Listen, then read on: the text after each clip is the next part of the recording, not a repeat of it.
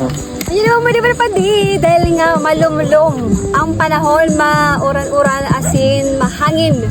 So nandito tayo ngayon sa dagat.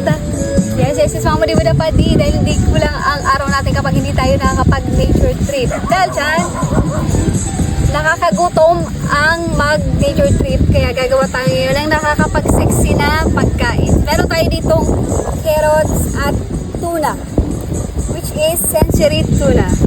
So haluin natin siya mga mudi-muda pa di.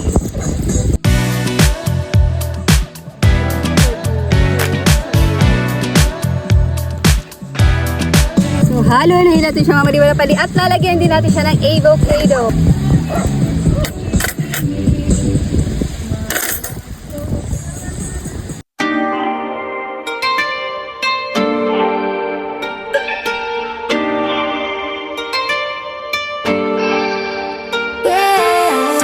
Dalawang avocado mga madiwala pali ang ilalagyan natin para talagang masarap siya.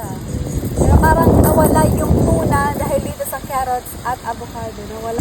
At ito na ang rice paper natin mga manibula pwede. Bababad natin siya sa tubig. Akong magmahal, mawala kong lumapad. Bawat pangarap niya siya siguradong makapain. Di ko lang na pride, taas noo kahit saan. From Gobo to the world, siya'y mamumutan. Sa ulan, sa init, di siya natitinag.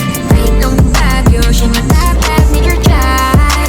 Dala ang pag-asa sa bawat hakbang, may bagong simula. She's a nature girl, maura ganda din. Lakas at ganda, di niya kayang pantayan. Di ko lang na heart, I'm free from Gobo, Tabaco City. Nature girl, hangin ang kasama. Sa bawat galaw, lahat napapahanga. Simple lang, sa ilog lagi ang gusto. Yayain mo sa bundok, always go, go, go.